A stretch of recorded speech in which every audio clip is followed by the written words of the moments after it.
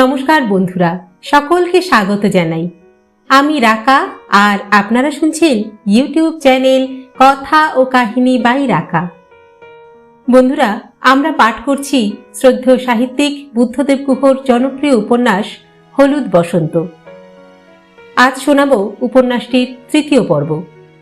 তবে গল্প পাঠ শুরু করার আগে আপনাদের কাছে একটি ছোট্ট বিনম্র অনুরোধ। আমাদের গল্প পাঠ যদি একটুও ভালো লাগে তাহলে অবশ্যই আমাদের চ্যানেলটি সাবস্ক্রাইব করবেন এবং আমাদের সঙ্গে থাকবেন। আসুন এবার তাহলে গল্পে ফেরা যাক। শুরু হচ্ছে বুদ্ধদেব গুহর হলুদ বসন্ত তৃতীয় পর্ব।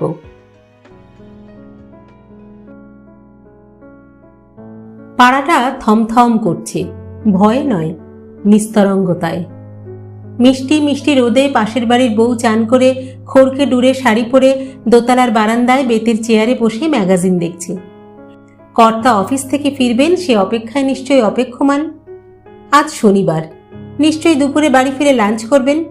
ভালো ভালো পদ রান্না হয়েছে। আজকে কর্তা রেলিশ করে কিছু খাবেন। তারপর হয়তো কর্তা গিন্নি মিলে সিনেমায় যাবেন। বড় সাহেব টাহেব হলে টার্ফ ক্লাবে কিংবা গলফ ক্লাবেও যেতে পারেন, নইলে অন্য কিছু করবেন, ভাবনীয় বা অভাবনীয়। এমন সময় নয়না ঘরে ঢুকে বলল, আকাশের দিকে তাকিয়ে কি ভাবছেন? হাতে ধরা ম্যাগাজিনটা ফেলে বললাম, শুধু আকাশে নয়। নয়না কাছে এসে আমার দৃষ্টি অনুসরণ করে বলল, ওর নাম রানী, আমাদের রানী বৌদি। দেখে মনে হচ্ছে ভদ্রমহিলার স্বামী খুব শৌখিন। শৌখিন? থার্ড ক্লাস, শখ বলে কোনো জিনিসই নেই। তবে রানী বৌদির রুচি কিন্তু খুব ভালো। তার মধ্যে একটি দৃষ্টান্ত দিতে পারি, যেমন আপনার লেখা খুব ভালোবাসেন।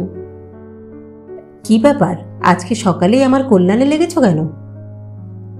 কখনো কি অকল্যাণে লেগেছি? না, তা লাগোনি। তুমি যে কল্যাণী। ঠাট্টা নয়, একদিন বুঝতে পারবেন কল্যাণী কিনা। নয়না চেয়ার টেনে বসে কি যেন ভাবতে লাগলো। রানী বৌদি কিন্তু অনেকদিন আপনার সঙ্গে আলাপ করতে চেয়েছেন জানেন। দাদাকেও অনেকদিন বলেছেন।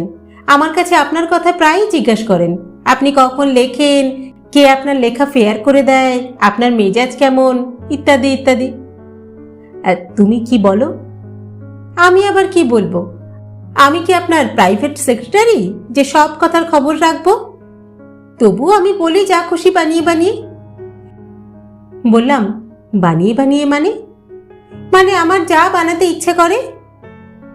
বললাম, তোমার তো বুদ্ধি রাখার জায়গা নেই, কিন্তু এও বলে দাওনি তো যে আমার লেখার অনুপ্রেরণা তুমি।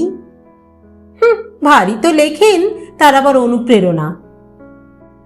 আচ্ছা, তোমাকে নিয়েই যদি একটা গল্প লিখি। আমাকে নিয়ে মানে? তোমাকে নিয়ে মানে তোমাকে নায়িকা করে। আমি আবার নায়িকা হব কি করে? নায়িকা হওয়ার কোনো যোগ্যতা আমার আছে? সে তো নায়ক এবং যে লিখবে সে বুঝবে। তাহলে লিখুন। মনে হলো খুব নিস্পৃহ গলায় বলল কথাটা। বললাম, তোমার গর্ব হবে না নয়না? নয়না আমার চোখের দিকে চাইল। অনেকদিন পর ও এরকম ভাবে চাইল। তারপর মুখ নিচু করে নিয়ে বলল, হয়তো হবে, জানি না, কিন্তু নায়িকার গল্প হলে লেখকের কি লাভ? লেখক কি পাবে? বললাম, লেখকরা তো কিছু পাবার জন্য লেখেন না, নিজেদের নিঃশেষ করে ফুরিয়ে ফেলার জন্যই লেখেন। লেখকরা কোনোদিন লাভবান হন না। নায়ক নায়িকারা খুশি হলেই তারা খুশি হন। নয়না বলল, আমি অত জানি না, তবে আমার ভাবতেই মজা লাগে। নায়িকাকে কিন্তু আমার চেয়ে সুন্দর করে আঁকবেন, আর যিনি ছবি আঁকবেন তাকেও বলে দেবেন নায়িকা যেন দারুণ দেখতে হয়। বললাম, তোমার চেয়ে ভালো আমার দরকার নেই, হুবহু তোমার মতো করে আঁকতে বলবো। কিছুক্ষণ চুপ করে থাকলাম। নয়না বলল, সত্যি সত্যি সত্যি আমাকে নিয়ে গল্প লিখবেন? বললাম, সত্যি সত্যি সত্যি।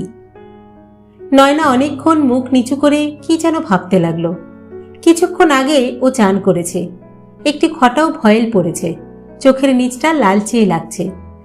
ভুরুতে একটু হালকা করে আইব্রো পেন্সিল ছুঁয়েছে, ঠোঁটে পাতলা করে ভেসলিন, চোখে সামান্য কাজল বুলিয়েছে।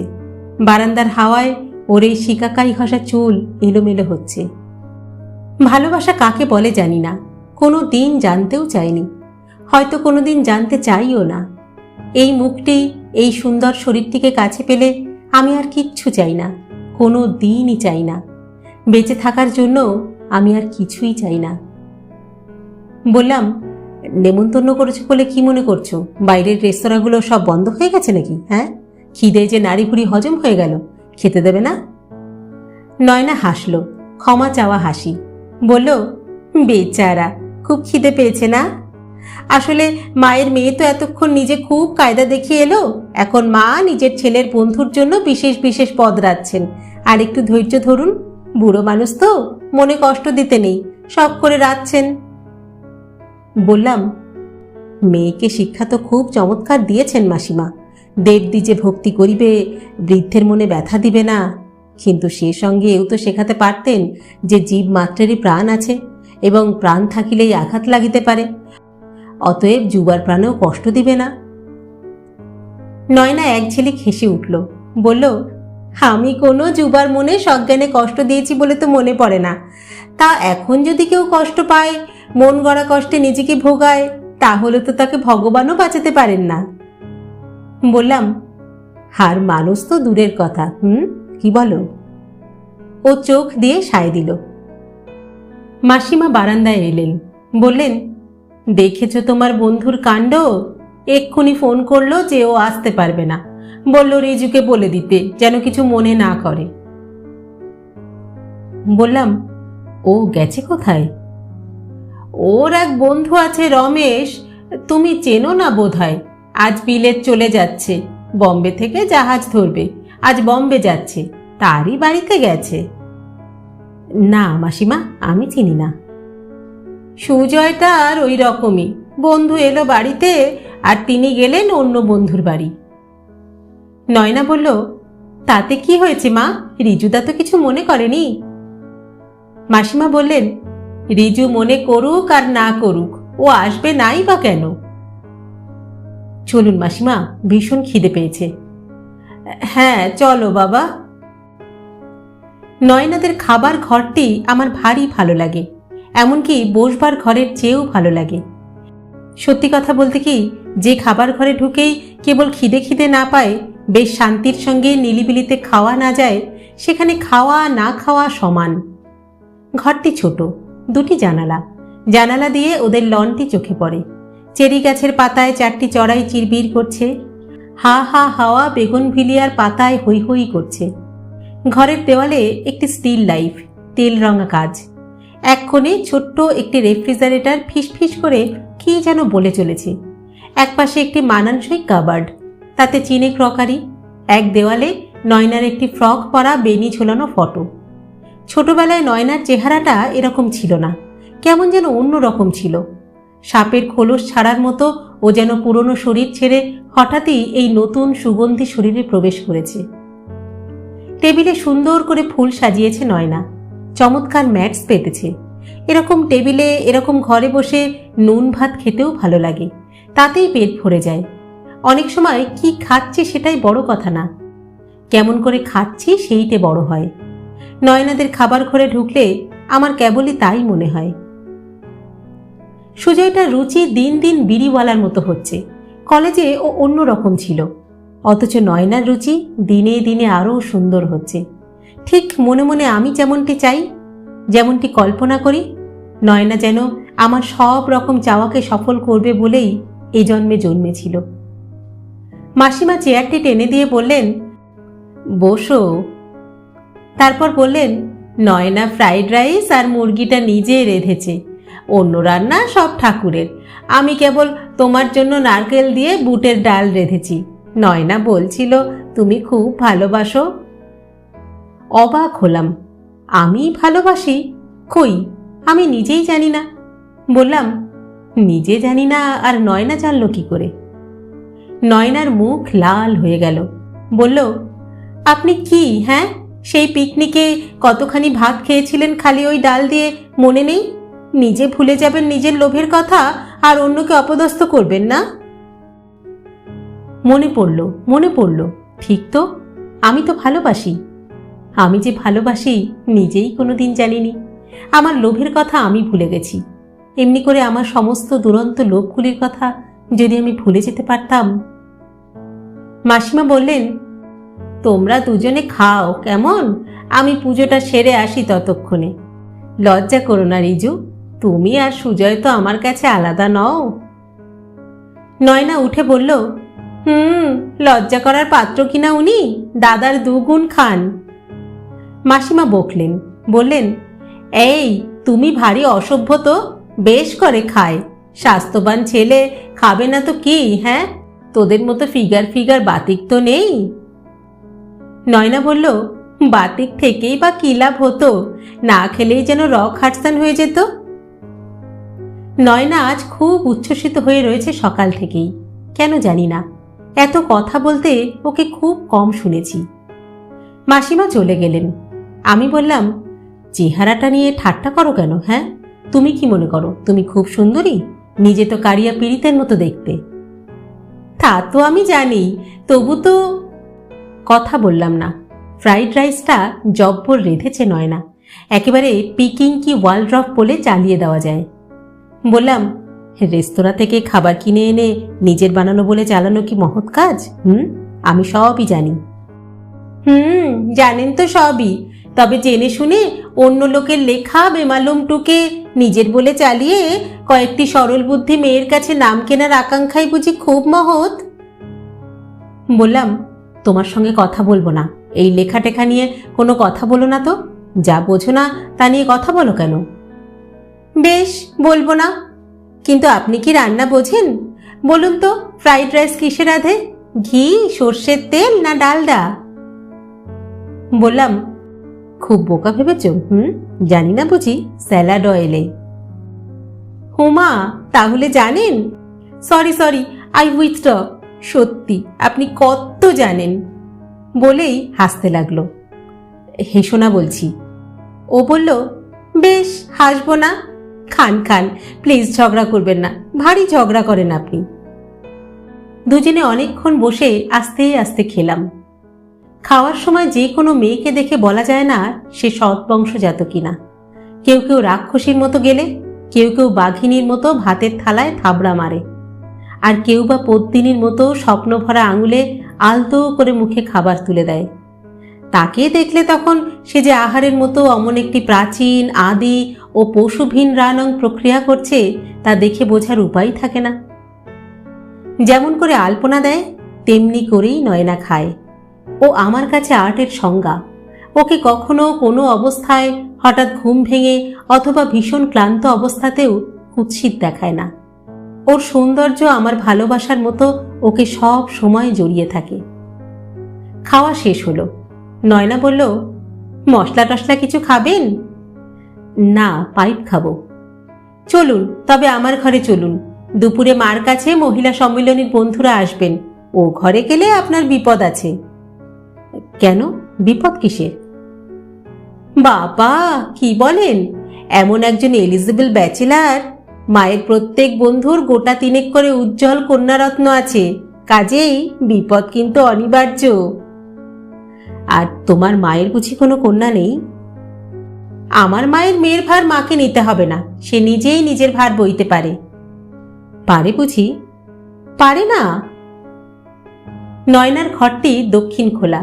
একটি বিল্ট ইন ওয়ার্ড্রোব, একটি চওড়া ডিভান, কোনায় একটি পড়ার টেবিল, একটি মোড়া, এক ফালি জাফরানি রঙা মির্জাপুরি গালছে, তার উপরে একটি অ্যাম্প্লিগ্রাম, দেওয়ালে গোপাল ঘোষের একটি প্যাস্টেলে আঁকা স্কেচ। ডিভানে বসে পাইপ ধরালাম। নয়না বলল, আপনি একটু বসুন, আমি একটু মায়ের খোঁজ খবর নিয়ে আসি। বেচারি মা, মার জন্য আমার ভীষণ কষ্ট হয় জানেন। একা একা মানুষ থাকতে পারে? আমার বন্ধুর মায়েদের কত মজা, বাবাদের সঙ্গে সিনেমায় যান, চওড়া চওড়া কাস্তা পেরে শাড়ি পরেন, দোল দুর্গোৎসবে কত আনন্দ করেন। আর আমার মা কিরকম ফ্যাকাশে হয়ে থাকেন। বাবার উপরে রাগ হয়, কোনো মানে হয় এমন করে মাকে ফেলে চলে যাবার? বললাম, কি করবে বলো, তোমার আমার তো কোনো হাত নেই। নয়না বলল, আমি এক্ষুনি আসছি। হ্যাঁ। নয়না চলে গেল।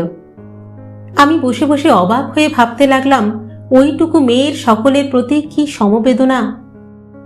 ওর ওই ক্ষীণ শরীরের ভেতরে যে এত বড় একটি বুদ্ধিমতী মহতী প্রাণ লুকিয়ে আছে তা ওকে যে কাছ থেকে না জানে সে কখনো জানবে না। ও ওর কাছের লোকেদের এমন হৃদয় দিয়ে অনুভব করে যে সে বলার নয়। আমি জানি ও আমাকে ভালোবাসে না, হয়তো কোনোদিন ভালোবাসবেও না, অথচ ও কোনোদিন আমাকে ঘুণাক্ষরেও জানতে দেয়নি যে আমার কোনো ভবিষ্যৎ নেই। একে ফ্ল্যাট করা বলে না, একে কি বলে তা আমি জানি না। তবে এটুকু জানি খুব কম মেয়েই জানে যে আত্মসম্মান অক্ষুণ্ণ রেখে নিজের চাওয়াকে অবিকৃত রেখেও নিজেকে অনিঃশেষে কোনো ভিক্ষুকের হাতে তুলে দিতে হয়। হাই ভোল্টেজ তামার তারের মতো নয়না অনেক বিদ্যুৎ ভার সইতে পারে, বইতে পারে, কিন্তু ও নিজে জ্বলে যায় না। ও সেই বিদ্যুৎ বয়ে নিয়ে গিয়ে মনে মনে ঘরে ঘরে আলো জ্বালায়। ও আমার মন দেয়ালি। নোংরা ভিক্ষুকের নোংরা হাতে ওর শালীনতা কলুষিত হতে পারে যে সে সম্ভাবনার কথা ও জানে, অথচ তবু যুদ্ধক্ষেত্রে ফ্লোরেন্স নাইটিঙ্গেলের মতো ও আমার কামনাহত মনকে পবিত্রতার প্রদীপ জেলে শুশ্রূষা করে। নিজের শরীরের গেরিলা বাহিনীকে ও অবহেলায় অগ্রাহ্য করে। কি করে ও পারে জানি না, শুধু জানি যে ও পারে, একমাত্র ওই পারে। একটু পরে নয়না ফিরে এলো। মোড়াটার উপর বসে বলল, সাউন্ড অফ মিউজিক দেখেছেন? গ্লোবে হচ্ছে। বললাম, যখন কলেজে পড়তাম তখন আমাদের কলেজের হলে একবার হয়েছিল, তখন দেখেছিলাম, অবশ্য অনেকদিন হয়ে গেল। সে তো পুরনো ছবি, নতুন ছবি দেখেননি? 70 মিলিমিটারের ছবি, আর কি গান কি গান। ব্যাপারটা কি বলতো, ভালো করে মনে নেই। ব্যাপারটা গান। তারপর মোড়া থেকে উঠে বলল, শুনুন তবে, আমার কাছে রেকর্ড আছে, শোনাচ্ছি। লং প্লেয়িং রেকর্ড, অনেক গান। তার মধ্যে একটি গান ও আমাকে বিশেষ করে শুনতে বলল, বিশেষ করে, nothing comes from nothing, nothing ever could, in my youth or in my childhood I must have done something good. গান শেষ হলো। শুধলাম, আচ্ছা, এই ছবিতে অনেকগুলো বাচ্চা টাচ্চা ছিল না? জুলি এন্ড্রুজ আছে? হ্যাঁ, আগে নান ছিল, পরে 7-7টি ছেলে মেয়ের বাবা এক বদমেজাজি ক্যাপ্টেনের বাড়িতে গভর্নেস অ্যাপয়েন্টেড হলো। পরে সেই ক্যাপ্টেনকে সে বিয়ে করলো। মানে হাত দিয়ে দ্বার খুলবো না গো, গান দিয়ে দ্বার খোলাবো। বললাম, বলো কি, 7-7টি ছেলে মেয়ের বাবাকে সুশ্রী কুমারী মেয়ে বিয়ে করলো? আজ্ঞে হ্যাঁ স্যার। পুলকিত গলায় বললাম, তাহলে নিশ্চয়ই আমার মতো ব্যাচেলারদের আরো ভালো। নয়না একচিলতে হাসল, বলল, বলা যায় না, হয়তো ভালোও হতে পারে, তবে only if they have done something good in their youth or in their childhood.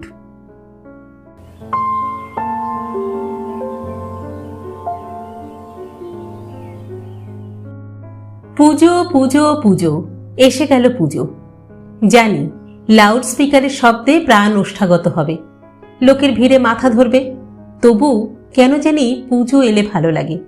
বাঙালি বলে বোধ হয়, মনে প্রাণে পুরোপুরি বাঙালি বলেই বোধ হয়। শ্যাম্পু সরকার কি ঋষি বিয়ান্তকারের তো এমন হয় না। ওরা সাহেব, পুজোর ছুটিকেও ওরা যে কোনো ছুটি বলে মনে করে। সকালে উঠে যথারীতি চান করবে, ব্রেকফাস্ট করবে, তারপর ড্রেন পাইপ গলিয়ে কারো বাড়ি গিয়ে তাসের আড্ডায় বসবে, নয়তো ক্লাবে গিয়ে বিয়ার খাবে। চঞ্চল চন্দ হয়তো বারান্দায় পায়জামা পরে বসে নিউ স্টেটম্যানের ফিনফিনে পাতা খুলে নিজেকে যথার্থ কালচার মনে করবে। যেন পুজো তো কি, যেন পুজো কিছুই নয়। আমি তো ভাবতে পারি না, মহালয়ার ভোরে আধো ঘুমে আধো জাগরণে বালিশটা আঁকড়ে ধরে শুয়ে শুয়ে যখন মহিষাসুর বধের বর্ণনা শুনব রেডিওতে, যখন সেই শেষ রাতে সমস্ত পাড়া, সমস্ত কলকাতা শহর, সমস্ত বাংলাদেশ গম গম করবে এক শুদ্ধ বিমুগ্ধ প্রভাতী বন্দনায়, তখন যে কি ভালো লাগবে সে কি বলবো। শুধু আমার কেন, খাঁটি বাঙালি মাত্রেরই লাগবে। পুজো আসছে, ভালো লাগবে না? তারপর মহালয়ার ভোর হবে, শরতের নীল আকাশে রোদ্দুর ঝিলিক দেবে। সকালে হয়তো রেডিওতে কণিকা ব্যানার্জির গান থাকবে, শরৎ আলোর কমল বনে বাহির হয়ে বিহার করে, যে ছিল মোর মনে মনে। শুনব, চুপ করে বসে কান পেতে শুনব, চোখ চেয়ে শরতের রোদ দেখব, নাক ভরে শিউলি ফুলের গন্ধ নেব, আর ভালো লাগায় মরে যাব। সেই পুজো এসে গেল। অনেক দিন থেকে ভেবেছিলাম যে নয়নাকে একটি ভালো শাড়ি কিনে দেব পুজোয়। পথ চলতে চলতে কোনো শোকেসে চোখ পড়তে থমকে দাঁড়িয়ে পড়েছি অনেক দিন। কোনো সুন্দর শাড়ি দেখেছি, মনে মনে নয়নাকে সে শাড়ি পরিয়ে মনের চোখের সামনে দাঁড় করিয়ে কেমন দেখিয়েছে ভেবে নিয়েছি। তারপর মনে হয়েছে এ চলবে না, এ রং বড় ক্যাটকেটে। রং ভালো লেগেছে যদি বা, তো পাড় পছন্দ হয়নি। পাড় যদি বা পছন্দ হয়েছে, তো আঁচলটা বড় জবরজং লেগেছে। পথে পথে দোকানে দোকানে এ কদিন অবকাশ পেলেই ঘুরেছি, কিন্তু নয়নার শাড়ি পছন্দ হয়নি। নয়নাকে যে শাড়ি আমি দেব সে তো নিছক একটি শাড়ি মাত্র নয়, সে আমার ভালোবাসার সুতো দিয়ে বোনা। তাতে যে আমার দুঃখের পাড় বসালো। সে শাড়ির আঁচলার জড়িতে যে আমার অনেক অবুঝ চাওয়া শরতের আলোয় জ্বলবে। সে শাড়ির সমস্ত মসৃণতায় আমি যে আমার নয়না সোনার সমস্ত শরীরে মিশে থাকব, ছড়িয়ে থাকব, আমি যে জড়িয়ে থাকব। অনেক বেছে বেছে শেষে পছন্দ হলো একটি তসরের শাড়ি, শাড়ির মতো শাড়ি। আমার পুজোর ড্রয়িংসের বেশ মোটা একটা অঙ্কই তাতে চলে গেল। ভাগ্যিস গেল, নইলে ও টাকায় আমার কি হতো? টাকায় কি হয়, কারই বা কি হয়? একটা সীমা, ন্যূনতম ভদ্রলোকী সীমায় পৌঁছানোর পর টাকায় কারই বা কি হয়? ভালোবাসার ধনকে উপহার দেবার মতো মহৎ উপায়ে নষ্ট করা ছাড়া প্রয়োজনের অতিরিক্ত টাকা থাকার কোনো মানে হয় না। আমি এ ব্যাপারে অনেক ভেবেছি। নিজের প্রয়োজন কোনো দিন মিটবে না, প্রয়োজনে শেষ হবে না, বাড়ালেই বাড়বে। তার চেয়ে নিজের প্রয়োজন সীমিত রেখে যাদের ভালোবাসি তাদের জন্য কিছু করতে পারলে আনন্দে বুক ভরে যায়। যে টাকায় নয়নাকে শাড়ি কিনে দিলাম, সে টাকায় আমার একটি ভালো টেরিলিনের স্যুট হতো, কিন্তু বিনিময়ে এ যে আমার কত বড় পাওনা হলো সে আমিই জানি। নয়না যেদিন পুজোর মধ্যে ওই শাড়িটি পরে আমার সঙ্গে দেখা করবে, ওই শাড়িটি পরে যখন হাসি হাসি মুখে আমার দিকে চাইবে, তখন আমি 10-10টি টেরিলিন স্যুট প্রাপ্তির আনন্দ পাব। সব আনন্দের মাপ কি একই কাঁটায় হয়? এ আনন্দ অন্য আনন্দ, মহৎ আনন্দ। পুজোর দিনে পুজো মণ্ডপে ধূপের গন্ধ, ফুলের গন্ধ, ফলের গন্ধ, ভোগের খিচুড়ি রান্নার গন্ধ, ঢাকের শব্দ, শিশুর কান্নার শব্দ, যুবতীর উচ্ছল হাসির জলতরঙ্গ এবং বিধবার করুণ বিষণ্ণ নিস্তব্ধতার মাঝে মা দুর্গার সামনে নয়না এই শাড়ি পরে যখন আমার সামনে এসে দাঁড়াবে, তখন আমি ভালো লাগার পবিত্রতায় নিস্তরঙ্গ হয়ে যাব। তখন আমি নয়নাকে পা ছুঁয়ে প্রণাম করতে চাইব। চান করা খোলা চুল ওর পিঠ ময় ছড়িয়ে থাকবে, ওকে আমি নিচু হয়ে প্রণাম করব। ও বলবে, আহ কি করছেন রিজুদা? ওকে আমি প্রণাম করব, মা দুর্গাকে প্রণাম করব, সেই পুজোর সকালকে প্রণাম করব, আমার সুগন্ধি ভালোবাসাকে প্রণাম করব। কি করে হবে জানি না, সেই মুহূর্তে মায়ের সামনে দাঁড়িয়ে নয়নাকে মায়েরই অন্য এক রূপ বলে আমার মনে হবে। সেই সকালে নয়নার কাছে আমি সস্তা কিছু চাইব না, শুধু মনের সুগন্ধ চাইব। শুধু নিচু হয়ে মাথা নত করে প্রণাম করতে চাইব, নিজেকে ছোট করে মাটির সঙ্গে মিশিয়ে ধুলো করে মায়ের সামনে নিজেকে জানার চেষ্টা করব। আজ মহাষ্টমী। স্নান করে জাস্টিস মুখার্জির বাড়ির পুজো মণ্ডপে গিয়ে অঞ্জলি দিয়ে এসেছি। এখন ধুতি পাঞ্জাবি পরে নিজের ঘরে বসে আছি। ভাবছি কি করা যায়। জ্যোতিদের বাড়ি পুজো হয়, দুপুরে যেতে বলেছে, খেতে বলেছে। পুজোর পরে ওরা কদিনের জন্য হাজারিবাগে যাচ্ছে শিকারে। অনেকবার যেতে বলেছে আমায়, সুগতও যাচ্ছে, রঞ্জনও যাবে। ভাবছি ঘুরেই আসি। অনেক দিন যাই না জঙ্গলে, ঘোরফরাজদের সঙ্গে কথা বলি না, টুনি পাখির শীষ শুনি না, কালি তিতিরের ডাক শুনি না, মাদলের আওয়াজ শুনি না। মানে অনেক দিন অনেক কিছু দেখি না, শুনি না, গন্ধ নিই না। অতএব যাব।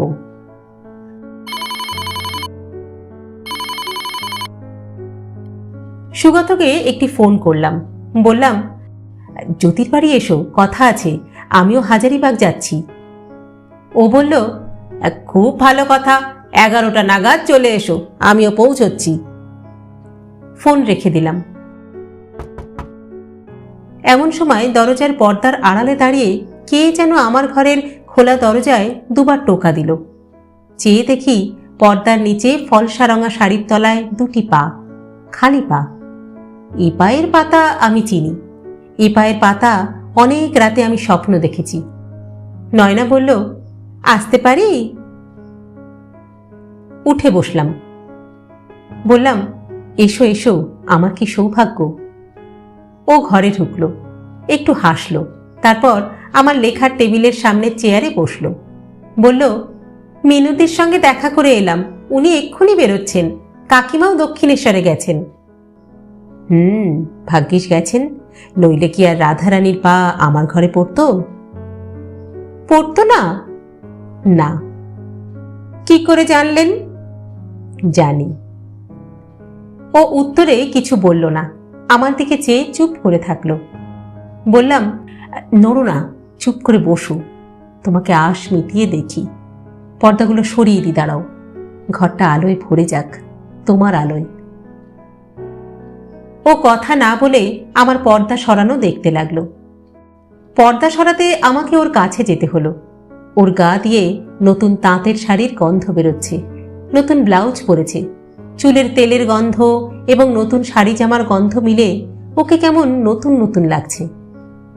আবার এসে বসলাম মোড়াতে। ও পা দুটি জোড়া করে সামনে ছড়িয়ে দিয়েছে। চুপ করে আমি ওর পায়ের পাতার দিকে চেয়ে রইলাম। কি দেখছেন অসভ্যের মতো? তোমার পায়ের পাতা, আমায় একটু ধরতে দেবে? ও উত্তেজিত হয়ে বলল, না না, দেখতেও দেব না। বলেই শাড়ির পাড়ের আড়ালে পা ঢেকে দিল। বললাম, তুমি এত কৃপণ কেন? পায়ের পাতা তো ভিখিরিকেও লোকে ধরতে দেয়, তুমি আমার সঙ্গে এমন কেন করো? আপনি ভিখিরি নন বলে। তবে আমি কি কি জানি না, তবে ভিখিরি নন।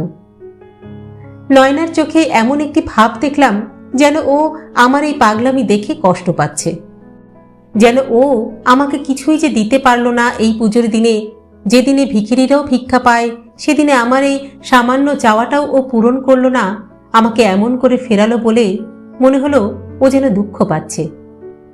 আমি কিছু বললাম না, ওর অপমান আমার গা সওয়া হয়ে গেছে। ও আর কিছু বলল না, চুপ করে মুখ নামিয়ে নিল। কিছুক্ষণ পর আমার টেবিলে যে লেখাটি পড়েছিল সেটি নিয়ে ও নাড়াচাড়া করতে লাগলো। বলল, এটা কি লিখেছেন? তোমাকে নিয়ে যে গল্প লিখব বলেছিলাম, মনে আছে? সেই গল্প লিখছি। যে কোনো অন্য মেয়ে হলে উল্লসিত হয়ে উঠত, কিন্তু আমি আমার নয়নাকে চিনি। ও কিছুই করল না, আমার দিকে একবার চাইল, যেন বলতে চাইল, এ আবার কি নতুন পাগলামি। শুধলাম, তোমার নিজের নাম কি হলে তুমি সবচেয়ে সুখী হতে? মানে তোমাকে যদি তোমার নিজের নাম রাখতে বলা হতো, তাহলে কি নাম রাখতে? ও ওর হাতের রূপোর বালাটা নাড়তে নাড়তে বলল, নয়না। বললাম, বেশ, নায়িকার নাম তাহলে নয়নাই থাকবে। তোমার নিজের নামের নায়িকা হবে, তোমার ভয় করবে না তো? আমি তো বলেছি আপনাকে যে আমি কাউকে ভয় করি না। কিছুক্ষণ চুপ করে থেকে বললাম, গল্প গল্পই, গল্প পড়ে আবার আমাকে সলিসিটরের নোটিশ দিও না যেন। ও আমার কথা ঘুরিয়ে বলল, জানি দেব না, কারণ গল্প গল্পই। তারপর চুপ করে আমার চোখের দিকে চেয়ে বসে রইল। ওর দিকে চেয়ে ভাবলাম, এই গল্প সত্যি সত্যি লেখার হয়তো দরকার ছিল না, কিন্তু নয়নার প্রতি আমার ভালোবাসা যে নিছক খেলা নয়, নিছক ছেলে মানুষই নয়, নিছক পাগলামিও নয়, নয়নাকে তা জানানো দরকার। নয়নাকে মুখে যা বলতে পারিনি, চিঠিতে যা লিখতে পারিনি, তা আমি এই গল্পে বলতে পারবো। আমার যা ছিল সব যে ওকে আমি দিয়ে ফেলেছি, তা ওকে জানানো দরকার। আমার এই অসহায়তা সম্বন্ধে ওর একটু ভাবা দরকার। যখন রোজ একটি করে চিঠি লিখে নয়না সোনাকে এবং তার বাড়ির অন্যান্যদের আমি আর বিব্রত করব না, তখন আমার এই বই নয়না হাতের কাছে রাখতে পারবে। কখনো যদি কোনো মেঘলা দুপুরে কি কোনো উদাস বাসন্তী রাতে কখনো ভুল করেও এই পাগলকে মনে পড়ে, সে তখন আমার এই গল্পের দিলরুবা নেড়ে চেড়ে দেখবে। আমি মৃত্যুর পর যেখানেই থাকি না কেন, সে মুহূর্তে একটি সুন্দর কাঁচপোকা হয়ে জানলা দিয়ে উড়ে এসে সেই দিলরুবার দুঃখের সুরে গলা মিলিয়ে নয়নার কানের কাছে গান গাইব।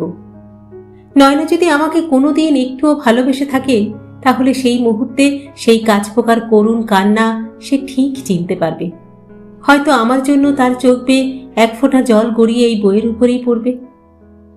তাই একে শুধু গল্পই বা বলি কেন, এ যে অনেক কিছু, আমার জবান বন্দি। নয়না বলল, গল্পের নাম ঠিক করেছেন? না, ভাবছি হলুদ বসন্ত। কেন? আমার নাম কেন? বারে, তোমার গল্প, তোমার নামের নায়িকা আর তোমার সোহাগী নামের নাম হবে না? তুমি যে সত্যিই আমার হলুদ বসন্ত পাখি। সত্যি ওই নামের কোনো পাখি আছে? নেই, ভারী সুন্দর পাখি। আমি ছোটবেলায় না চিনে একটি পাখি মেরে ফেলেছিলাম উড়িষ্যায়। এত কষ্ট হয়েছিল যে কি বলবো। কি যে সুন্দর পাখি, হুবহু তোমার মতো। জানি না আপনি কি যে করছেন, কি সব লিখছেন, শেষকালে লোকে ভাবুক ভুল কিছু।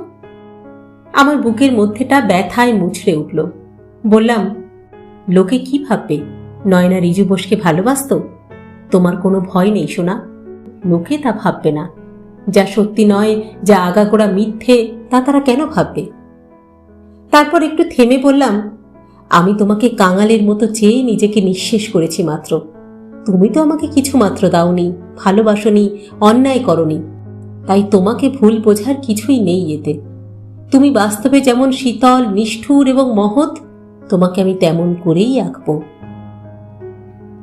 আর আপনাকে? আমাকে? আমাকে আমার মতো হীন, নীচ ও বঞ্চিত করে? অনেকক্ষণ পর ও আমার চোখের দিকে সোজা একবার চাইল, তারপর আবার চোখ নামিয়ে নিল। একটু পরে বললাম, কিছু খেয়েছো? হ্যাঁ, লেমন স্কোয়াশ খেয়েছি। আর কিছু খাবে? না, অনেক দেরি হলো, এবার উঠি। উঠবে? হ্যাঁ, আজ উঠি। মনে হলো আমার সমস্ত আনন্দ, ওকে চোখের সামনে দেখার আনন্দ, ওকে সামনে বসিয়ে অনর্গল কথা বলার আনন্দ, সব আনন্দ শেষ হয়ে গেল। বললাম, তুমি এলে বলে খুব ভালো লাগলো। আপনার কাছে আসতে আমারও খুব ভালো লাগে। কেন? জানি না, হয়তো আপনার মতো এমন একজন বন্ধুর আমার খুব দরকার। এমন বন্ধু হয়তো আমার আর নেই বলে। গেটের কাছে এসে বললাম, যাবে কি সে? গাড়ি কোথায়? গাড়ি তো দাদা নিয়ে বেরিয়েছে, বাসে চলে যাব। থাক, দাঁড়াও, বাসে যাব বললেই তো আর এই পুজোর দিনে বাসে যেতে পারবে না। আমার গাড়ির চাবিটা নিয়ে আসছি, পৌঁছে দেব। ভাবলাম, তাও আরো 10টা মিনিট তো ওর সঙ্গে একা থাকতে পারবো। ও জানে না ওর উপস্থিতিটাই আমার কাছে কত বড় পুরস্কার। গাড়িতে নয়না বলল, রিজুদা, আজ রাতে প্রতিমা দেখাতে নিয়ে যাবেন? রানী রাসমণির বাড়ির প্রতিমা নাকি খুব ভালো হয়েছে। কখন যাবে? এই 8টা-9টা নাগাদ। বেশ, আমি যাব, তুমি তৈরি হয়ে থেকো বাড়িতে। আচ্ছা। নয়নাকে নামিয়ে দিয়ে এলাম বাড়িতে।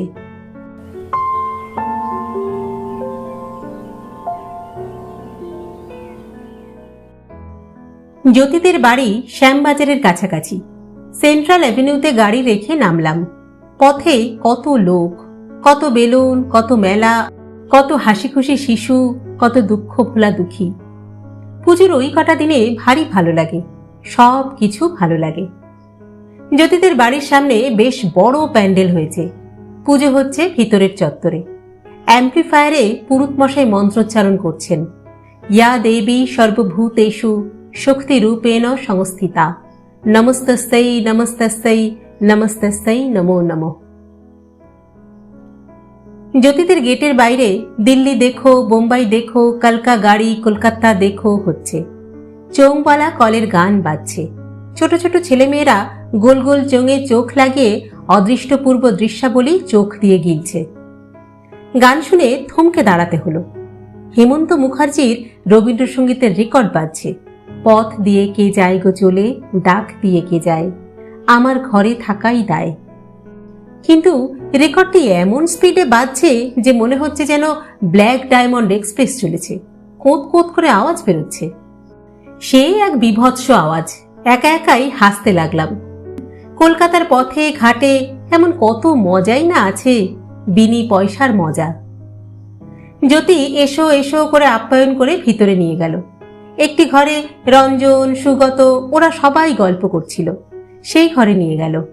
সুগত শুধলো, অঞ্জলি দিয়েছ? দিয়েছি। চলো আর একবার দেবে। আরে না, খেয়েছি যে। কি খেয়েছ? চা। আরে চা আবার খাওয়া নাকি? হ্যাঁ, চলো চলো, একা একা ভালো লাগে না। অগত্যা যেতে হলো। ডাকের সাজের ঠাকুর, তেলতেলে মুখ, লাবণ্য চুঁইয়ে পড়ছে। চোখ দুটি ব্যক্তিত্ব সম্পন্না। চোখের দিকে চাইলে মনে হয় এ দেবীর কাছে ভরসা করে কিছু চাওয়া যায়, চাইলে হয়তো পাওয়া যাবে। ফুল বেলপাতা হাতে নিয়ে পুরুত মশাইয়ের সঙ্গে মন্ত্রোচ্চারণ করতে লাগলাম।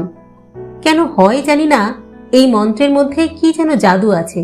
একবার দুবার বললেই গায়ে কাঁটা দিয়ে ওঠে, নাভির কাছটা পিনপিন করে ব্যথায়। মনে হয় যেন যুগ যুগান্ত ধরে এমনি ভক্তি ভরেই পূজা করে আসছি। তিনবার অঞ্জলি দেবার পর সকলে মাথা নিচু করে গড় হয়ে প্রণাম করতে লাগলেন। আমিও মাথা নিচু করলাম, কিন্তু মায়ের কাছে কি কামনা করব ভেবে পেলাম না। নয়নার মুখটি মনে পড়ল। একটু আগে ও যখন আমার ঘরে বসেছিল, সেই পুজোর সকালের সূচি মুখটি মনে পড়ল। খুব ইচ্ছে হলো বলি, ঠাকুর তুমি আমার নয়নাকে কেবল আমার করে দাও, এ জন্মের মতো বরাবরের মতো আমার একার করে দাও, ও আমার ভালোবাসা চিনতে পারুক। কিন্তু পরক্ষণেই কি যেন হলো, কোনো অদৃশ্য হাত যেন আমার মুখ চেপে ধরল। মনে হলো মা বছরে মোটে 3 দিনের জন্য আসেন, তার কাছে শুধু নিজের জন্যই চাইব, সে বড় স্বার্থপরতা হবে। তার চেয়ে কামনা করি নয়না আমার সুখী হোক, 10 জনের একজন হোক, ও যেভাবে সুখী হতে চায় সেভাবে হোক, ও বাংলাদেশের সেরা মেয়ে হয়ে উঠুক। এবং এই কামনা করার সঙ্গে সঙ্গেই আমি যে মাঝে মাঝে উদারও হতে পারি, সবসময় যে হ্যাংলামি করি না, এইটা জানা মাত্র ভীষণ গর্বও হতে লাগলো, ভারী ভালো লাগতে লাগলো। মহাষ্টমীর সকালটা যে অভীষ্ট সিদ্ধির সকাল নয়, এই যে মঙ্গল কামনার সকাল, এইটা ভেবেই ভীষণ আনন্দ হলো। আমিও যে মাঝে মাঝে বড় হতে পারি, এ জানা যে কত বড় জানা, সে কি করে বোঝাবো। অঞ্জলি দিয়ে ফিরে এসে সকলে মিলে সেই ঘরে গুলতানি শুরু হলো। সুগত বলল, তাহলে আমাদের যাওয়া ঠিক? হ্যাঁ, কি বলো জ্যোতি? নিশ্চয়ই, পাক্কা। জ্যোতি বলল, রিচুদাকে বলো না, ও খালি দর বাড়ায় আর যেন কেউ কাজ করে না। বললাম, কাজ করবে না কেন, তবে এমন চাকরি তো কেউ করে না, করলে বুঝতে। যা যা, তোর খালি বাজে কথা। রঞ্জন বলল, বুঝলাম, তা যাবে ঠিক কোন জায়গায়? হ্যাঁ, হাজারিবাগ, সেখান থেকে কুসুমভা, ক্যাম্প করা যাবে। তার মানে বেড়ানো, তাই তো? বিগ গেমস কিছু হবে না? বাহ, হবে না কেন? গত বছরই তো সুগত একটা কোটরা মারল ছুলুয়াতে। শুয়োর আছে অনেক, তাছাড়া পাখির প্যারাডাইস, চিতাও তো কম নেই। জ্যোতি বলল, সুগতদা তো কালি তিতির আর মুরগি আর একটাও বাকি রাখেনি ওখানে, সব শেষ। সুগত বলল, এমন বাড়িয়ে বলিস না, মানে হয় না। আমি বললাম, বেশ চলো, শিকার হোক ছাই না হোক, 3-4 দিন জঙ্গলে থাকা তো যাবে। কুসুমভা আমার বড় ভালো লাগে, তাছাড়া আমাদের ছোটবেলার কত স্মৃতি আছে ওখানে, কি বলো সুগত? যা বলেছ। মনে আছে রিজু, সেই বর্ষার রাতে ধান খেতে কাড়ুয়ার সঙ্গে ছোটবেলায় খরগোশ মেরে বেড়ানো? হ্যাঁ। বললাম, আছে। আর মনে আছে সেই রাত 2:30 নাগাদ মেঘ ফুঁড়ে পানুয়ানা টাড়ের দিকে আকাশে কেমন একটা চাঁদ উঠল? সুগত বলল, মনে নেই আবার? হ্যাঁ, কি বলো, ও চাঁদের কথা আমি জীবনে ভুলব না। রঞ্জন বলল, রেমিনিসেন্স ছাড়ো তো, তাহলে আমরা যাচ্ছি, তাই তো? জ্যোতি বলল, হ্যাঁ হ্যাঁ, তা তো যাচ্ছি, কিন্তু তোমাকে নিয়েই তো ভয়। মনে আছে গৌরী কামরার কাছে সেবারে কার পোষা শুয়োর মেরেছিলে জঙ্গলি ভেবে? হ্যাঁ, কি কেলেঙ্কারি! রঞ্জনের এটা একটা বড় দুর্বল স্থান। চটে গিয়ে বলল, যা যা, ওরকম সকলেরই দুই একবার ভুল হয়। রিজুকে জিজ্ঞেস কর না কার সঙ্গে ও মির্জাপুরে গিয়ে সম্বর ভেবে একটা পা বাঁধা ঘোড়াকে গুলি করেছিল। আমার বেলায় তোদের সব মনে থাকে। অনেক দিন পর জমিয়ে আড্ডা হলো। ঠিক হলো বিজয়া দশমীর একদিন পর ভোরে আমরা হাজারিবাগের দিকে রওনা হচ্ছি। জ্যোতির জিপেই যাওয়া হবে। আমি, জ্যোতি, রঞ্জন আর সুগত। হাজারিবাগে এক রাত সুগতদের বাড়ি কাটিয়ে পরদিন ভোরে কুসুমভা। কুসুমভায় ৩-৪ দিন থেকে আবার ফেরা হবে কলকাতায়। নয়না বলেছিল রাত ৮টা-৯টা নাগাদ যেতে। 8:30 নাগাদ ওদের বাড়ি গেলাম। দেখলাম নয়না নেই। ওর দিদি ময়নাদি সেজে গুজে বসে আছেন। ময়নাদি এই কবছরে যা মোটা হয়েছে তা বলার নয়, অথচ বিয়ের সময় দারুণ ফিগার ছিল। বাঙালি মেয়েরা যে কেন এমনি হয় জানি না।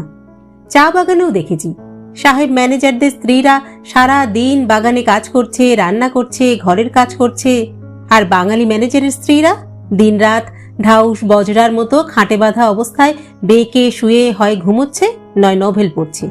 যাচ্ছে তাই, যাচ্ছে তাই। নয়নাও হয়তো বিয়ের পর এরকম হয়ে যাবে। ইস, ভাবা যায় না। শুধলাম, নয়না নেই? না, ও একটু পুজো মণ্ডপে গেছে, এক্ষুনি আসবে, তোমাকে বসতে বলে গেছে। আপনি একা যে, দিলীপদা কোথায়? আর বলো কেন ভাই, পুজোর মধ্যেও কাজ করে বড় সাহেবকে প্লিজ করছে। মনে মনে বললাম, এরকম করে রোজগার করা টাকায় তৈরি বাড়ি যেন ধসে যায়, কোনো মানে হয়? ময়নাদি বললেন, ভাবছি আমিও তোমার সঙ্গে যাব। অবাক হলাম, বললাম, কোথায়? প্রতিমা দেখতে। হেসে বললাম, বেশ তো, খুব আনন্দের কথা। কিন্তু মনে মনে নয়নার উপর এমন রাগ হলো যে কি বলবো। ও কি জানে না যে ও একটু একা আমার সঙ্গে থাকলে আমার কতখানি ভালো লাগে? আমি কি ওদের ড্রাইভার যে পুজোর দিনে ওর মোটা দিদিকে প্রতিমা দেখিয়ে বেড়াবো? তাছাড়া সুজয় ওয়ার্থলেসটা কি করছে? সে নিশ্চয়ই ইয়ার দোস্তি নিয়ে আড্ডা মারতে বেরিয়েছে, আর আমারই যেন কোনো বন্ধু টন্ধু থাকতে নেই। তাদের সঙ্গে যেন আমি আড্ডা মারতে পারতাম না। রাগে গা জ্বলতে লাগলো। এমন সময় নয়না এলো, সঙ্গে নীতিশকে নিয়ে। আবদারে গলায় বলল, রিজুদা, নীতিশদাকেও আমাদের সঙ্গে নিয়ে যাব কিন্তু। জোর করে হাসলাম, বললাম, বেশ তো, ভালো কথা। এ যাত্রা নীতিশের অগস্ত যাত্রা হলেই ভালো হতো।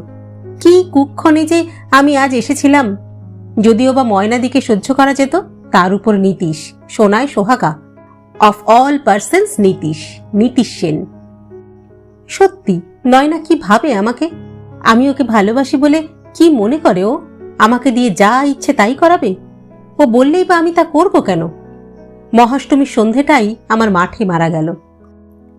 নীতিশ সেনের ড্রাইভার হয়ে প্রতিমা সন্দর্শনে যাব। দরজা খুলে সাহেব মেম সাহেবদের নামাবো, ওঠাবো, ভাবতে পারি না। আমি যথার্থই একটি কুকুর। আমাকে দেখে নীতিশ দেখানো বিনয়ের হাসি হাসল, বলল, কেমন আছেন? এই চলে যাচ্ছে গড়িয়ে গড়িয়ে। আপনি? ভালো আছি। ছুটি কদিন? দশমীর পর দিনই চলে যাব, সকালের প্লেনে। বললাম, গত মাসে গেছিলাম একবার শিলং, আপনার ঠিকানা তো ছিল না, তাই দেখা করতে পারিনি।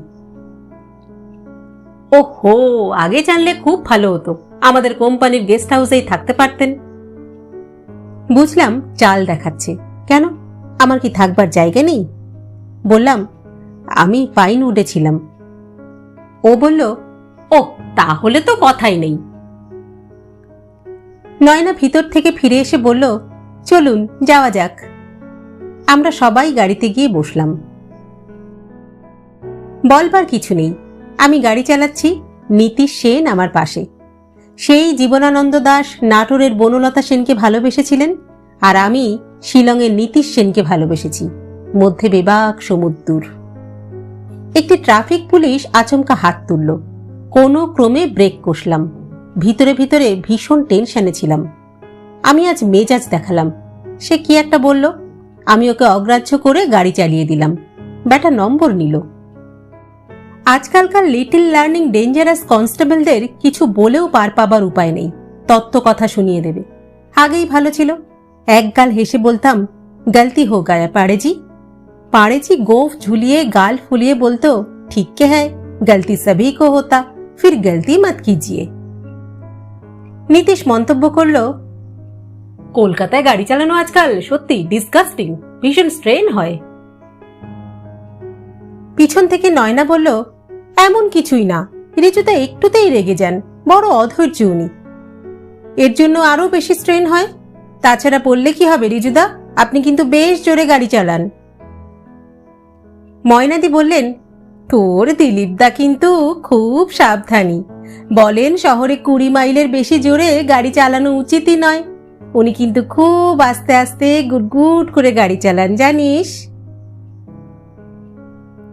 এমন রাগ হলো যে ইচ্ছে হলো বলি, গুটুগুটু বাবুর বাবা বোধহয় গরুর গাড়ির গাড়োয়ান ছিলেন, নইলে গুটুগুটু বাবু অমন ঈশা ফেবেলসের কচ্ছপের মতো চলবেন কেন। যানবাজারে রানী রাসমণির বাড়ির সামনে গাড়ি দাঁড় করালাম, বেশ ভিড়, ভিতরে ঢুকলাম। নয়না এই রাতে আমার দেওয়া শাড়িটি পরেছে, আমাকে নিঃসন্দেহে সম্মানিত করেছে, নইলে অষ্টমীর রাতে আমার দেওয়া শাড়ি পরতো না। নয়না আর নীতিশ আগে আগে চলেছে। নীতিশ একটি সিল্কের পাঞ্জাবি পরেছে আর ধুতি, পান খেয়েছে, হিরো হিরো তাকাচ্ছে, যাচ্ছে যেন রাজকুমার। ছেলেটা সত্যি আমার চেয়ে দেখতে অনেক ভালো, ভগবানই আমাকে মেরে রেখেছেন। আমার চেহারা একটু ভালো হলে কি আর নয়না আমাকে এমন করে ব্যথা দিতে পারত? একটু না একটু ভালোবাসতই। নয়নাকে খুব খুশি খুশি লাগছে, নয়না ওর খুব কাজ ঘেঁষে হাঁটছে, দুজনে কি যেন বলা বলি করছে। নয়না হাত নেড়ে নেড়ে কি যেন বোঝাচ্ছে, নীতিশ বাধ্য বেড়ালের মতো ওর কথা শুনছে। ওদের কথা শুনতে পাচ্ছি না, ঢাকের শব্দে সব কথা ডুবে যাচ্ছে।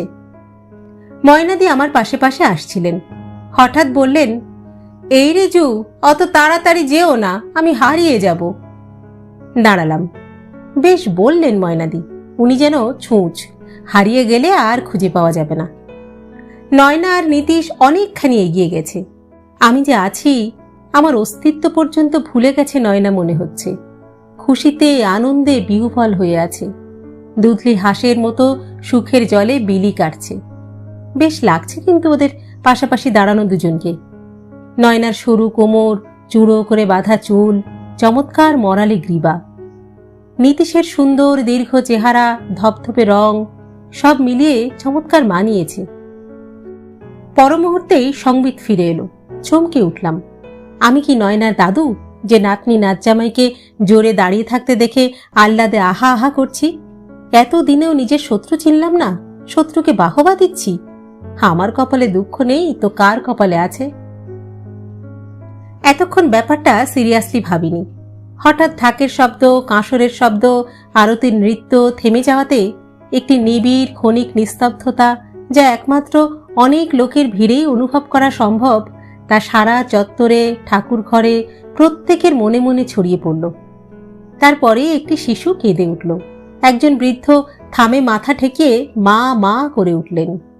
কিন্তু সেই একটি নিস্তব্ধ মুহূর্তে আমার মনে হলো আমার ভিতরের সব কিছু ওই মুহূর্তটির মতোই নিস্তব্ধ, শীতল, ভ্যাকুয়াম হয়ে গেছে। মনটা ভীষণ খারাপ লাগতে লাগলো নয়না আর নীতিশের কথা ভেবে। সত্যি সত্যি আমার নয়না সোনা আমাকে একটুও ভালোবাসে না। এই কথাটি প্রতি মুহূর্তে জানি, নতুন করে বুঝতে পাই, তবু যেন কেন মনে ধরে বিশ্বাস করতে পারি না। যেদিন একথা অন্তর থেকে বিশ্বাস করব, সেদিন এই পৃথিবীর উপর, জীবনের উপর সব আশা, সব ভরসা, সব ভালোবাসা আমার চলে যাবে। আমি তখন এই আমি আর থাকব না, আমার কিছুই আর বাকি থাকবে না। নয়না পিছন ফিরল, হাতছানি দিয়ে আমাকে ডাকলো, চেঁচিয়ে বলল, রিজুদা, হারিয়ে গেলেন কেন? আসুন। ভিড় ঠেলে আমি ওর দিকে এগোতে লাগলাম। অনুক্ষণ তো আমি হারিয়েই যাই। ভাগ্যিস নয়না মাঝে মাঝে আমায় হাতছানি দিয়ে ডাকে।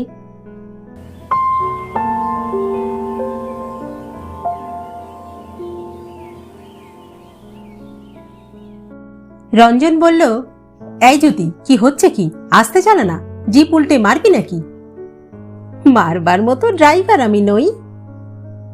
সুগত বলল, তবু মেটাল ফেটিক বলে একটা কথা আছে তো, অত জোরে চালাবার তোমার দরকার কি বাবা? দরকার কিছুই নেই, এমনিই চালাই, মজা লাগে বলে। এবার গ্র্যান্ড ট্র্যাঙ্ক রোড ছেড়ে বাগোদরে বাঁয়ে মোড় নিলাম। সন্ধ্যা হয়ে গেছে অনেকক্ষণ। কলকাতা থেকে বেরোতে বেরোতেই দেরি হয়ে গেছিল। এখন পথটা এঁকে বেঁকে চলেছে শালবনের মাঝে মাঝে। মাইল ৮-৯ গিয়ে কোনার ড্যাম, গমিয়া ইত্যাদি যাবার পথে পড়বে বাঁয়ে। আমরা সোজা চলে যাব টাটিঝাড়িয়া হয়ে হাজারিবাগ। যাই বলো রিজু, হাজারিবাগে এলেই আমাদের কিরকম যেন ভালো লাগে, তাই না? রঞ্জন বলল, কি যেন একটা স্পেশাল ভালো লাগা। বললাম, আসলে আমরা এমন একটি বয়সে বন্দুক হাতে এখানের বনে পাহাড়ে পাগলামি করে বেরিয়েছি যে সে বয়সে সবকিছুকেই ভালো লাগতো, চোখটা সবকিছুকেই রামধনু দেখত। জ্যোতি বলল, এমন করে বলছো যেন কেওড়াতলার ইলেকট্রিক চুল্লির মধ্যে বসে কথা বলছো। হ্যাঁ, তবে সে বয়সটা সত্যিই ভালো বয়স, মানে যে বয়সে কাক ডাকিলে কোকিল বলিয়া ভ্রম হয় আর পরের বোনকে নিজের বোন অপেক্ষা বেশি সুন্দরী বলিয়া মনে হয়, সেই বয়স। তুই বড় ফাজিল হয়েছিস জ্যোতি, বড়দের সামনে কি করে কথা বলতে হয় জানিস না? জ্যোতি একটি হেয়ারপিন বেন্ড নেগোশিয়েট করতে করতে বলল, প্রাপ্তেষু ষোড়শ বর্ষেন। রঞ্জন বলল, তোর আজকাল সত্যি বড় বেশি জ্ঞান হয়ে গেছে। জ্যোতি ছাড়বার পাত্র নয়, বলল, শাস্ত্র পড়েছ? শাস্ত্রে লিখেছে অজ্ঞানকে জ্ঞান দিবে আর হনুমানকে কলা খাওয়াইবে। অনেকক্ষণ একটানা টপ গিয়ারে জিপ চলেছে, গো গো করে বাঘের বাচ্চার মতো। সুগতটার ঝিমুনি মতো এসেছে, মাঝে মাঝে আমার কাঁধে মাথা রেখে ঝিমিয়ে নিচ্ছে। হেডলাইটের আলোটা লাফাতে লাফাতে চলছে গাড়ির আগে আগে। হঠাৎ সুগত ঘুম ভেঙে চেঁচিয়ে উঠে বলল, আরে থামো থামো, চলেছ কোথায়? হ্যাঁ, টাটিঝাড়িয়া পেরিয়ে এলে যে। চা খাবে না? জ্যোতি কুতকুত করে হেসে উঠল, বলল, দাদার আমার ঘুমটা ভালোই এসেছিল। হ্যাঁ, তুমি কি খোয়াব দেখছো নাকি দাদা? টাটিঝাড়িয়া নয় ওটা, টাটিঝাড়িয়া সামনে, দাঁড়াবো নিশ্চয়ই, ঠান্ডায় আমার হাত জমে গেছে, স্টিয়ারিং তো ধরতেই পাচ্ছি না। বললাম, সত্যি কথা, তুমি একটানা অনেকক্ষণ চালাচ্ছ জ্যোতি, এবার আমায় দাও। ও বলল, টাটিঝাড়িয়া অবধি চলো, এসে গেছি, তারপর নিও। টাটিঝাড়িয়ার পণ্ডিতজির দোকানে চা খাওয়া হলো, আর ছোট ছোট চৌকো চৌকো নিমকি। দোকানে শুনলাম এই রাস্তায় 11 মাইলের মাথায় একটি বড় বাঘকে প্রায় নাকি রাস্তা পার হতে দেখা যাচ্ছে। জ্যোতি বলল, রিজুদা, রাইফেলটা বের করে রাখি, যদি পাওয়া যায় পথে। রঞ্জন বলল, থাম তো তুই, এরকম কত রাস্তা পেরোনো বাঘের গল্প শুনলাম এ পর্যন্ত, কিন্তু কারোর সঙ্গেই তো কখনো দেখা হলো না। বাঘ তোর মতো বরিশালিয়া কিনা যে হাটখোলায় বসে কীর্তন গাইবে। জ্যোতি টিপিক্যাল বরিশালিয়ার মতো উত্তেজিত হয়ে বলল, এই তো তোমার দোষ, রসিকতা করো করো, কিন্তু বদ রসিকতা কেন? হ্যাঁ, এখন জিপ চালাচ্ছি আমি, কেন জানি না আমার হাতে থার্ড গিয়ারটা মোটে বসছে না, কেবলই স্লিপ করছে। জ্যোতি পিছন থেকে ডিরেকশন দিচ্ছে। হ্যাঁ, পুরো পুরো ক্ল্যাচ করো করো করো করো, হ্যাঁ, একটু উপরে ঠেলে তোলো লিভারটা, হ্যাঁ হ্যাঁ হ্যাঁ হ্যাঁ, একদম একদম।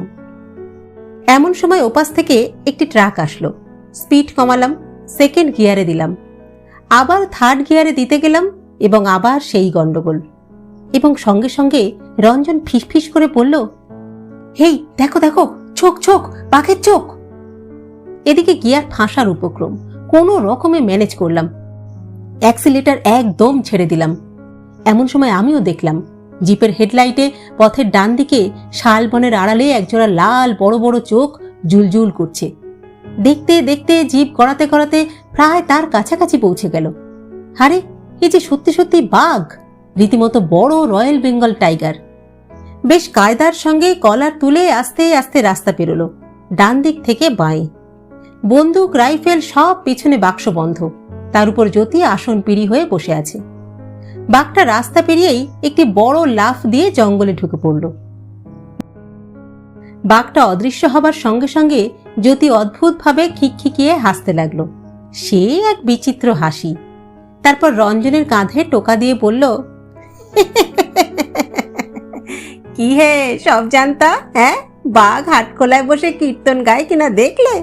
এই তোমাদের দ্বারা শিকার টিকার কিচ্ছু হবে না, বুঝলে? তোমরা বেহালা বাজাও। এমন সুন্দরভাবে বন্দুক প্যাক করে রেখেছো যে বন্দুকের বাক্স না বেহালার বাক্স তা বোঝে কার সাধ্যি। হ্যাঁ, সত্যি সত্যি ব্যাপারটার অভাবনীয়তায় আমরা সকলে অবাক হয়ে গেছিলাম। সুগত বলল, তোমাকেও বলিহারি যাই রিজু, আর একটু হলে তো বাঘের লেজে গিয়ে বাম্পার ঠেকতো, অত কাছে যাবার কি দরকার ছিল? বললাম, আমি কি ইচ্ছে করে গেছি? মুখ নিচু করে ভালো করে গিয়ারটাকে নিরীক্ষণ করছিলাম, ইতিমধ্যে গাড়ি গড়িয়ে গেছে। জ্যোতি বলল, একটু হলেই ঝুলিয়েছিলে, নিরস্ত্র অবস্থায় বাঘের থাপ্পড় খাবার কোনো মানে হয়? হ্যাঁ। রঞ্জন একটা সিগারেট ধরিয়ে বলল, তা যা বলেছিস, হাতে বন্দুক থাকলে ব্যথা তবু কম লাগতো। হাজারিবাগের আলো দেখা যাচ্ছে, কানহারি, শিলাওয়ার আর সীতাগড়ার পাহাড় ঘেরা হাজারিবাগ। যতবার আসি ততবার নতুন করে ভালো লাগে। গয়া রোডে সুগতদের বাড়ি, চমৎকার, ছবির মতো। খিদমতকার চমনলাল বুদ্ধিমান লোক, ইচ্ছে করলে কানে শোনে, নইলে শোনে না। খিচুড়িটা দারুণ রাধে, হাসিটা কর্ণমূলে পৌঁছানো এবং নয়নাভিরাম। পরদিন ভোরে উঠেই এক কাপ করে চা খেয়ে কুসুমভার দিকে বেরিয়ে পড়া গেল। বরকাগাঁও রোড দিয়েও যাওয়া যায়, সিমারিয়া যাওয়ার রাস্তা দিয়েও যাওয়া যায়। বরকাগাঁও রোড দিয়েও যাওয়া যায়, সিমারিয়া যাওয়ার রাস্তা দিয়েও যাওয়া যায়। যখন আমাদের কারোরই কোনো বাহন ছিল না, তখন আমরা সিমারিয়ার পথে বানাদাগ অবধি সাইকেল রিকশায় চড়ে আসতাম কিচিং কিচিং করতে করতে। তারপর ঝুলি ঝালা নিয়ে পয়দল মারতাম খোয়াই ভেঙে শালবনের পথ দিয়ে, অনেকখানি পথ। পথে বোখরা নদী পেরোতে হতো। নদীর বালুরেখায় কোটরা হরিণ খেলা করত। বহুদূর থেকে আমাদের দেখতে পেয়েই পালাতো। পথের বাঁ দিকের ঝাঁকড়া অশ্বত্থ গাছে বড় বড় জিরহুল ফুলের মতো জাঙ্গিলেরা শীতের সকালে রোদ পোয়াতো। তার থেকে কালি তিতির ডাকত। শিরকার দিক থেকে বনমরক ডাকত ককর ক ককর ক। ভারী ভালো লাগতো। হাঁটতে হাঁটতে দূরে কুসুমভার মাটির ঘরগুলি চোখে পড়ত। পুরনো নিম গাছটি, বন দেবতার থানের বট গাছটি, নয়াতালয়ের উঁচু পাড়টি। কারুয়া ছাগল চড়াতো গ্রামের সীমানায়, টিকি দুলিয়ে দৌড়ে আসত। ওর ভাই আশোয়া আসত। নাগেশ্বরওয়ার ঘরে নিম গাছের তলায় আমাদের আস্তানা হতো। পুরনো রাস্তা বেয়ে আমরা জিপে করে যাচ্ছি। রাস্তা অবশ্য খুবই খারাপ, তবু যে সময় আমরা এখানে হেঁটে আসতাম, সে সময়ে কোনো গাড়ি যে এখানে আদৌ আসতে পারবে তা ভাবাই যেত না। এখন গ্রামের অনেক উন্নতি হয়েছে বটে, কিন্তু সে প্রশান্তি যেন আর নেই। নেই সেই নিস্তব্ধ নিরুপ্রদবতা। কেমন শহর শহর ভাব হয়ে গেছে। নাগেশ্বরওয়ার ছেলে একটি ছাতার কাপড়ের কালো ড্রেন পাইপ পরে নিজেকে শাম্মী কাপুর মনে করে লাফিয়ে লাফিয়ে হাঁটছে। মনে হলো এক্ষুনি হাত পা ছুড়ে ও হাসিনো জুলফো ওয়ালো জানে কাহা মেহফিল মেহফিল এ সমা, মেহফিল মেহফিল এ সমা গান না জুড়ে দেয়। সেই চিৎকারে হয়তো চবুতরার সব কবুতর চটপটিয়ে উড়ে যাবে। যে একজোড়া রাজঘুঘু ঘুঘুর ঘু করে ঘুমের গানের নুপুর বাজাচ্ছিল, উদাসী শিশির ভেজা হাওয়ায় তারা ভয় পেয়ে যাবে। নয়াতালাও থেকে সব কটি শল্যী হাঁস সরসরিয়ে দ্রুত পায়ে জল সরাতে সরাতে সরবনের আড়ালে মুখ লুকোবে। মানে আমাদের সেই পুরনো কুসুম্বা হারিয়ে যাবে। তবু ভালো লাগে। কলকাতাটা যে কি ক্যাটকেটে নাইলন শাড়ি পরা ঠোঁটে রং মাখা মেয়ের মতো অন্তঃসার শূন্য দরিদ্র, তা জঙ্গলে না এলে বোঝা যায় না। কুসুম্ভা আমার সেই পুরনো সুরাতিয়া, আমার নয়নার মতো, যার কাছে এলেই নিজেকে স্নিগ্ধ সুস্নাত বলে মনে হয়। কুসুম্ভায় এলেই, রাত কাটালেই আমি সুন্দর সুন্দর সব মৌটুসি ফুলের মতো স্বপ্ন দেখি। আমার ইচ্ছে করে আমার নয়নাও অমন স্বপ্ন দেখুক, ঘুমের মধ্যে কথা বলুক, মাঝরাতে টুঙি পাখির মতো ভালো লাগায় শিউরে উঠে ও পিটিটুং করে ঘুমের মধ্যে শীষ দিয়ে উঠুক। কুসুম্ভাতে 2 দিন হয়ে গেল। দুপুরে ছুলুয়া শিকার হলো। কালি তিতির, মুরগি, আশকল, তিতির, বটের, খরগোশ, অনেক কিছু মারা হলো। আমি কিন্তু মারিনি। নয়না আমাকে বারণ করেছিল। অনেক দিন থেকে ও এ বাবদে আমার সঙ্গে ঝগড়া করে আসছে। পাখি মারা নিয়ে। বলেছিল, আপনি যে পাখি মারুন, জানবেন আপনি একটি হলুদ বসন্ত পাখিকে মারলেন। তারপর থেকে নিজে পাখি মারতে পারিনি আর। সুগত বলেছিল, তুমি একটি ফার্স্ট ক্লাস হিপোক্রিট, বুঝলে? আমি ওকে বোঝাতে পারিনি। আমি কখনো কারোর কাছে নিজেকে সম্পূর্ণরূপে প্রকাশ করতে পারিনি। নিঃসংকোচে আত্মপ্রকাশ করা হয়ে ওঠেনি। সুগতর মতো দু একজন তাদের চোখে তাদের বুদ্ধির প্রদীপ জেলে আমায় আংশিকভাবে আবিষ্কার করেছে মাত্র। চিল্কার 6 পরিয়ায় একবার 30-06 রাইফেল দিয়ে একটি কৃষ্ণসার হরিণ মেরেছিলাম দূর থেকে। গুলিটি মেরুদণ্ডে লেগেছিল। হরিণটি ঝাউবনের বালিতে পড়ে ছটফট করছিল, কিন্তু উঠতে পারছিল না। কাছে দৌড়ে যেতেই দেখলাম দুপুরের রোদে রক্তমাখা হরিণটি খাবি খাচ্ছে, দু চোখ বেয়ে জলের ধারা গড়িয়ে নামছে। কি হলো জানি না, নিজের উপর বড় ধিক্কার জন্মালো।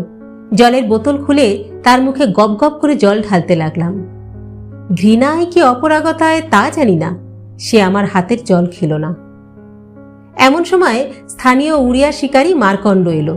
এসে আমায় ঠেলা দিয়ে সরিয়ে শর্টগান দিয়ে হরিণটির গলায় গুলি করল। একটু কেঁপে উঠেই হরিণটি নিশ্চল হয়ে গিয়েছিল। তখনও সুগত আমাকে বলেছিল যে আমি ভণ্ড। হয়তো ভণ্ড, কারণ যে নিজের মনের সম্পূর্ণ নিষ্ঠুরতায় আস্থাবান নয়, তার এমন আংশিক নিষ্ঠুরতায় ভর করে প্রাণী হত্যা করা ঠিক নয়। আংশিক ভণ্ডামির চেয়ে সর্বৈব ভণ্ডামি শ্রেয়। জানি না আমি সত্যি সত্যি ভণ্ড কিনা, আমি জানি না। তবে যখন উড়ে যাওয়া তিতির কি আশকলের দিকে বন্দুক তুলি, নয়নার মুখটি মনে পড়ে যায়। সেই হলুদ কটকি শাড়ি পরা চেহারা, হলুদ বসন্ত পাখির কথা মনে পড়ে। আর গুলি করতে পারি না। আমার আবাল্য অভ্যাস, আমার বাহাদুরি প্রবণতার প্রশস্তি প্রাপ্তির সমস্ত প্রয়াস তখন অসার্থক হয়। বন্দুকের 2 ব্যারেলের মাছের দুপাশে নয়না সোনার কালো চোখ দুটি ভেসে ওঠে। ট্রিগারে আঙুল ছোঁয়াতে পারি না, কিছুতেই পারি না। আর বোধহয় কোনোদিন আমি পাখি কি হরিণ মারতে পারবো না। সুগতরা আমায় ওদের দল থেকে তাড়িয়ে দেবে। ওরা আমার কথা বুঝতে পারে না, আমায় ঠাট্টা করে, বলে নবদ্বীপে গিয়ে বোষ্টম হও। ওরা যে কেউ আমার মতো করে ভালোবাসেনি কাউকে কোনোদিন, আমায় তাই ওরা বোঝে না।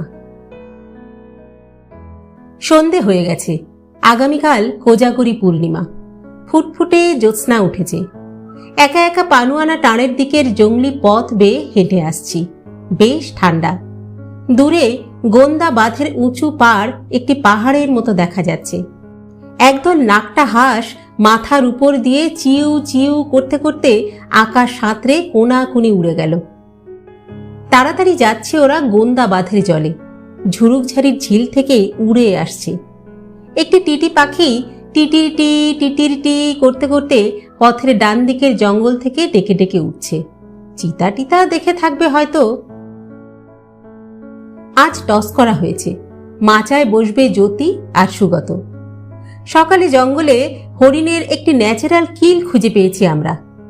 চিতায় মেরেছে হরিণটিকে কাল রাতে। বিকেল থাকতে ওরা গিয়ে মাচায় বসেছে। রঞ্জন ভালো রাঁধুনে, মুরগি রান্নার তত্ত্বাবধানে আছে ও কুসুম ভাতে। পথটি একটি টিলার উপর দিয়ে গড়িয়ে এসে বুড়হি করমের নদী পেরিয়ে শিরকার দিকে চলে গেছে। নদীর কালভার্টের উপর বসলাম, পাইপটা ধরালাম। চমৎকার দুধলি রাত, সুগন্ধি রাত, নিরুপম নির্জনতার রাত। ভাবলাম এত রাতে নয়নাকে ক্ষমা করা যায়। নয়না শুধু খুশি হোক। আমার মতো সামান্য অকিঞ্চিতকর ছেলে এর চেয়ে বেশি আর কি আশা করতে পারে নয়নার মতন মেয়ের কাছ থেকে? কালভার্টের তলা থেকে একটি বড় গিরগিটি বলে উঠল, ঠিক ঠিক ঠিক। অমনি টিটি পাখিটা কোত্থেকে জঙ্গল ফুঁড়ে ডাকতে ডাকতে কাঁপতে কাঁপতে আমার দিকে উড়ে আসতে লাগলো। চিতাটা কি আমার দিকে আসছে? আমি ভয় পেয়ে গেলাম। হঠাৎ আমার মনে হলো এ কোনো শরীরে চিতা নয়, এ আমার ছদ্মবেশী অশান্ত কামনা। আমার এই মুহূর্তের সমস্ত মহত্ব, সমস্ত উদারতাকে ছিঁড়ে ছিঁড়ে খাবে বলে সে আমার দিকে এগিয়ে আসছে ছায়ার আড়ালে আড়ালে, নিঃশব্দে এগিয়ে আসছে। ও আমাকে মহৎ হতে দেবে না। ও আমাকে বরাবর এমনি একজন সস্তা, সামান্য, হীন, সাধারণ মানুষ করেই রাখবে। আমি কোনো দিন নয়নার ভালোবাসার যোগ্য করে তুলতে পারবো না নিজেকে।